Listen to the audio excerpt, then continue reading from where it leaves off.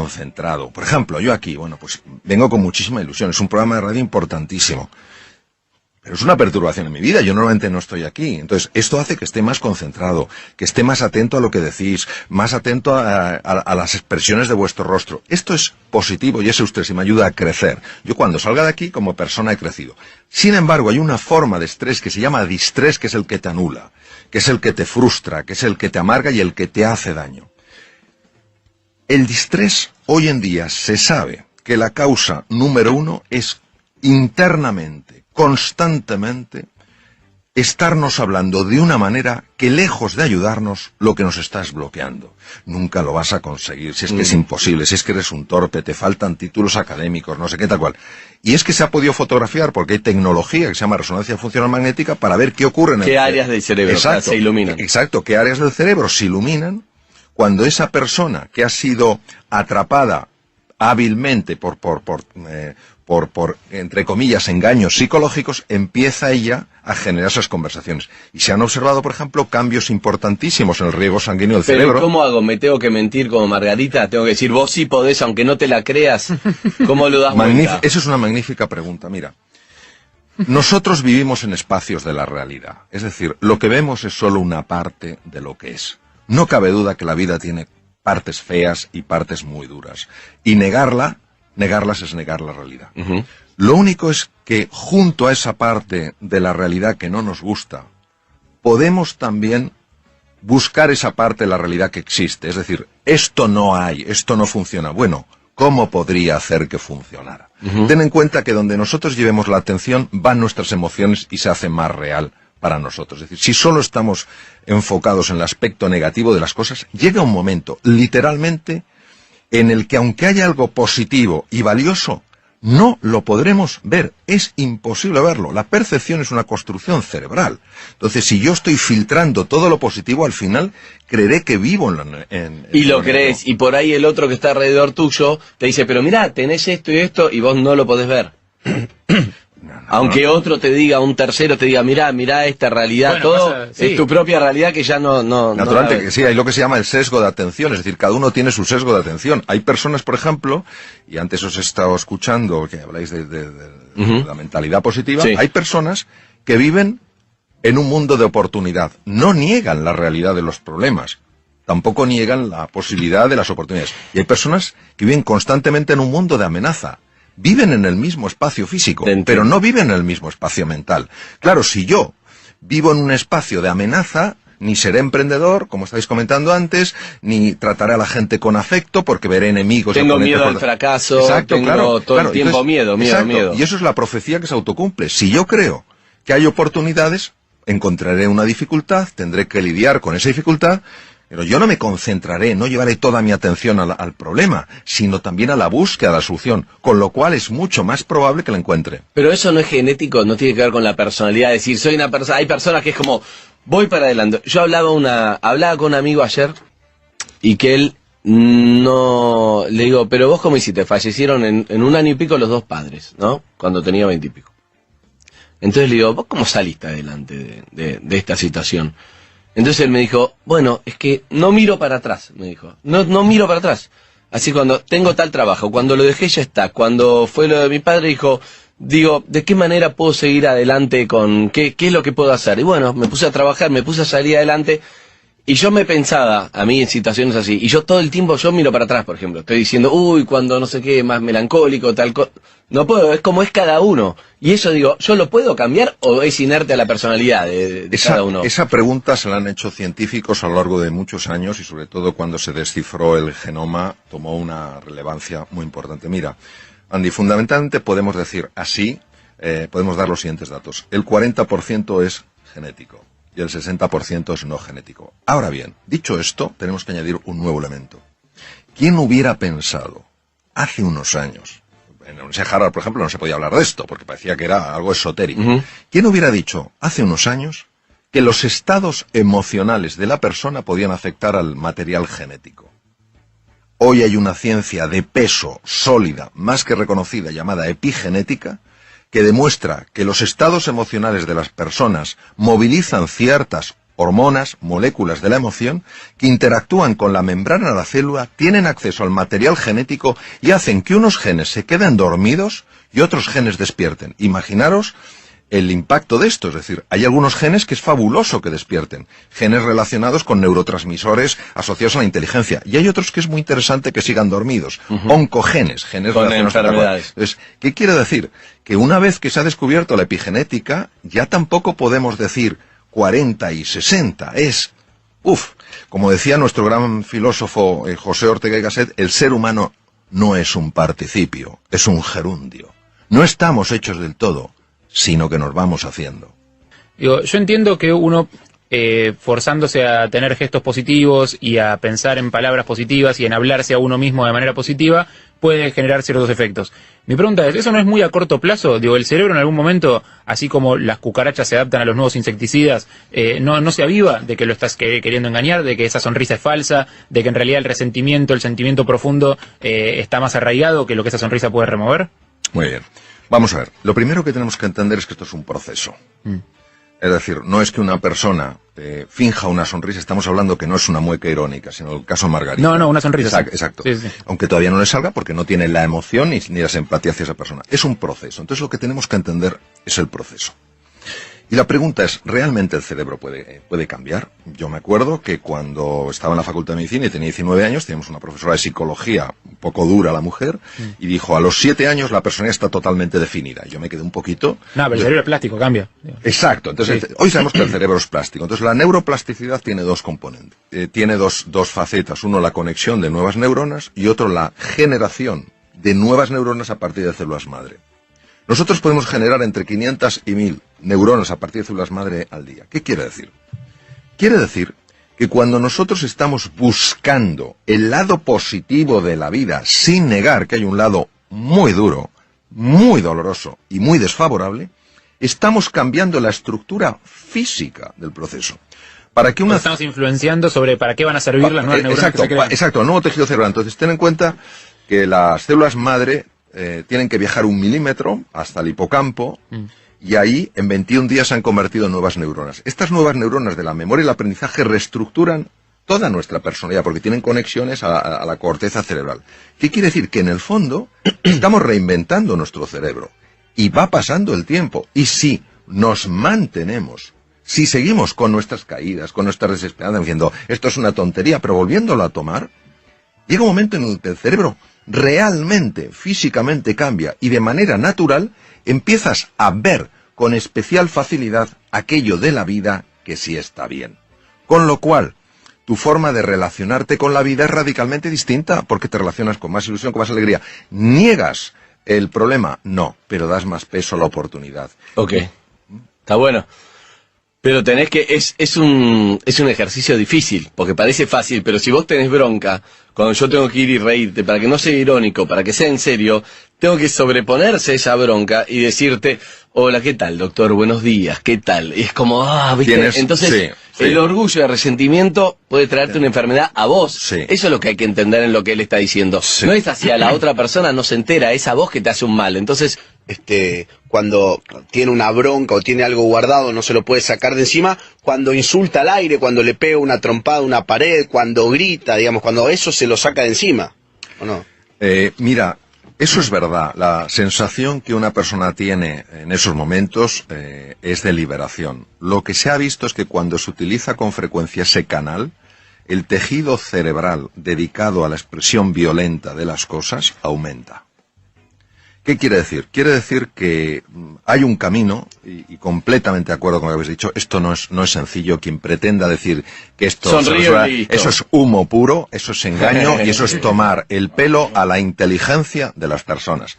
Es un proceso que requiere un compromiso enorme, y ese compromiso solo llevas a cabo cuando eres consciente, un poco lo que decías tú, Andy, del precio que estás pagando, del precio que has pagado y del precio que vas a seguir pagando en tu vida. Pero que garantizás que funciona, que está comprobado. Sí, quiero decir que... Eso es lo que me importa rescatar.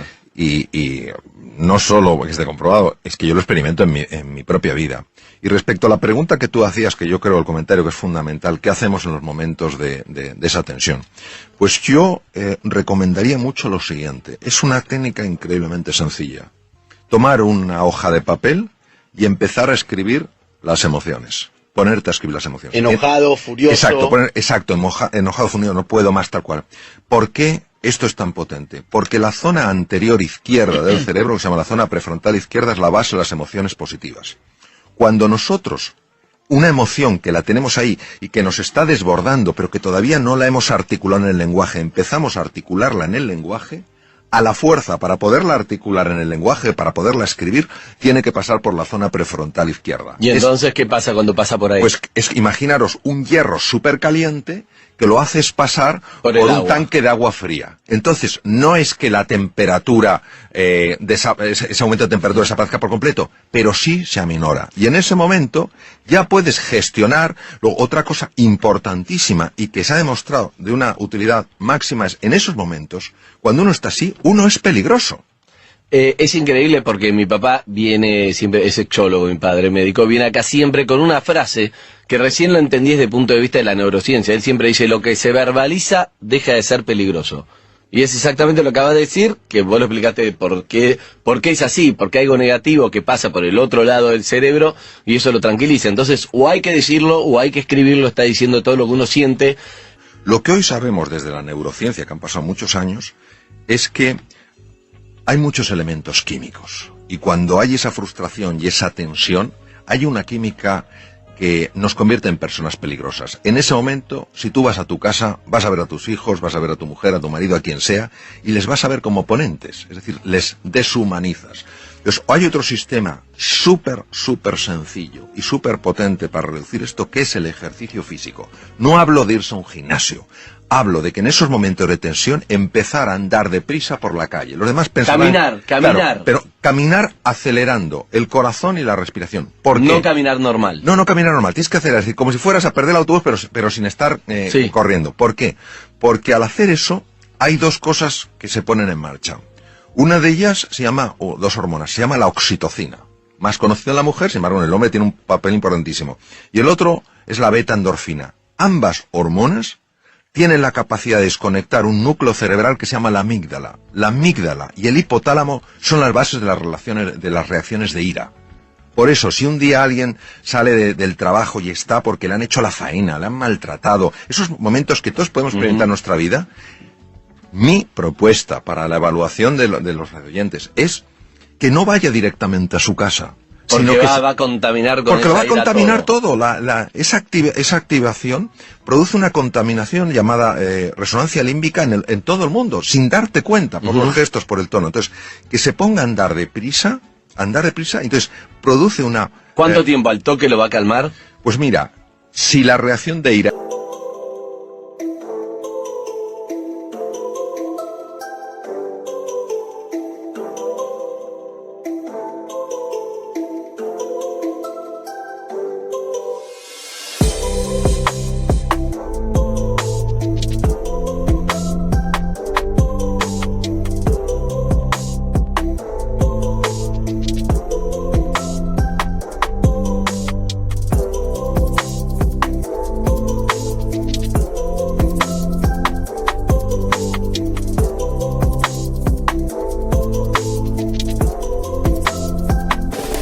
es intensa, necesita 20 minutos.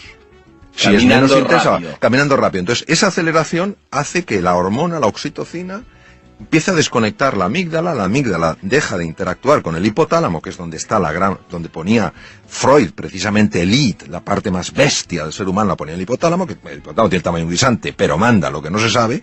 Entonces, la amígdala desconecta el hipotálamo porque a su vez ha sido desconectada por la oxitocina. Y te hago una pregunta para entender un poco esa bronca, porque lo mismo que en otro momento, suponete que mi jefe me maltrató. Hay días que no te hace nada y un día que se me activaron los cables y tengo una bronca que es la que vos decís. ¿De qué depende eso? Depende. ¿Qué es lo que se produce? Es una pregunta importantísima. Depende de cómo yo evalúe en ese momento lo que está pasando. Vamos a ver. Hay hechos que son objetivos. Es decir, si a mí se me cae la botella aquí, todo el mundo lo ve y se dirá, eso ha quedado la botella. Pero hay hechos que hay un elemento que es subjetivo. Se cae la botella y yo mismo me digo, qué torpe soy.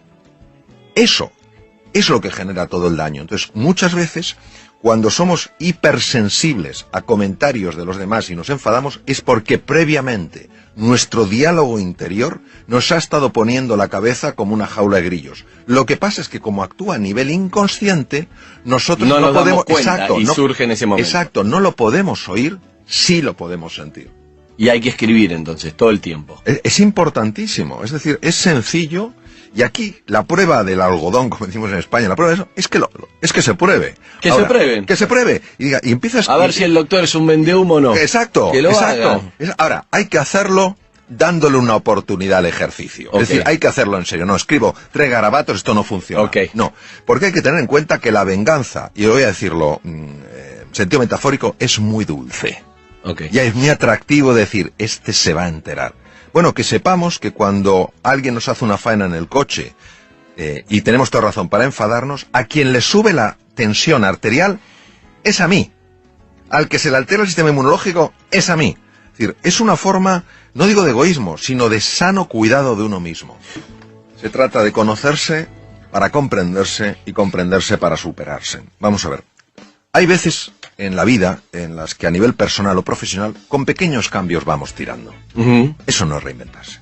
Okay. Pero hay veces que a nivel profesional o personal tenemos que hacer cambios radicales, transformaciones profundas. Y en ese momento necesitamos aflorar de nuestro interior talentos, capacidades que no sabemos que tenemos y que son esenciales para dar ese paso. Es en medio de la noche, cruzando el desierto, saliendo plenamente de la zona de confort, de nuestra zona conocida, de nuestro status quo, cuando descubrimos verdaderamente la realidad de quiénes somos. La reinvención no quiere decir que te tengas que cambiar una persona, convertir en una persona distinta. Eres fantástico con quien eres.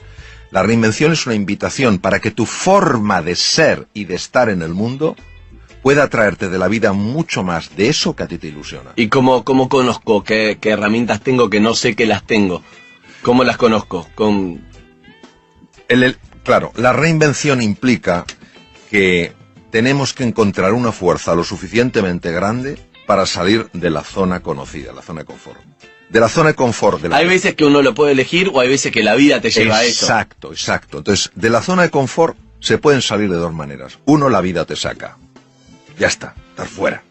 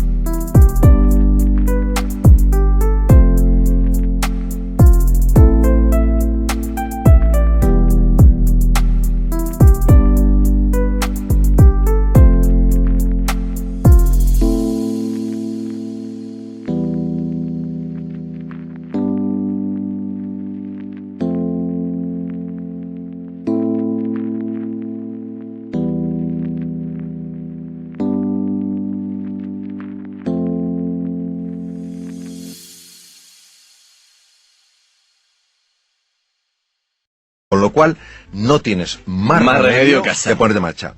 Y otras veces, cuando tú escuchas algo, lees algo, ves algo que te inspira para darte cuenta de que hay algo más grande que eso que tú estás viviendo. Y entonces, desde la fe, es decir, desde el convencimiento de que hay un mundo mucho más ilusionante el que puedes vivir, das el paso. Solo cuando das el paso, empieza a suceder. Es decir, tu pregunta... A medio camino no va. Tu pregunta es muy difícil de responder de una manera puramente racional, porque es, yo daré el paso cuando lo vea. La respuesta es, nunca lo verás si antes no das el paso. Correcto. Hay que ir al vacío, es el famoso vacío. Eso es. Ir al vacío, no hay ninguna garantía, no sé, mandarse. Pero es difícil, porque uno como que no podés. Claro, como cuando sos nene no podés dejar de andar con rueditas, cuando tenés que tirarte una pilita, un trampolín y te da miedo, ese vacío es difícil, doctor. Bueno, ¿cuáles serían tus 5 conceptos, 3, lo que quieras de resumen de todo lo que hablamos, digamos, para llevarme a conclusiones? Yo haría una conclusión muy sencilla. A ver. Es que la pregunta no es si podemos ser más felices en la vida o si podemos cambiar. La pregunta es si estamos dispuestos a hacer lo necesario para ser más felices y para cambiar. Es decir, si estamos dispuestos a aguantar inseguridades e incomodidades para descubrir realmente la grandeza que está en todos nosotros. O sea que eso es una decisión. Es una eso sí, resolución. algo tenés que hacer, tenés que decidirlo. Es una resolución. Si no, no va a pasar. Es una resolución, una decisión radical, firme. Doctor, te agradezco un montón, la verdad que un placer esta charla. Creo que la capacidad tenemos todos la misma. Con más temple, menos temple, más personalidad, pero la capacidad la tenemos. Todos tenemos la capacidad, Okay. sin duda.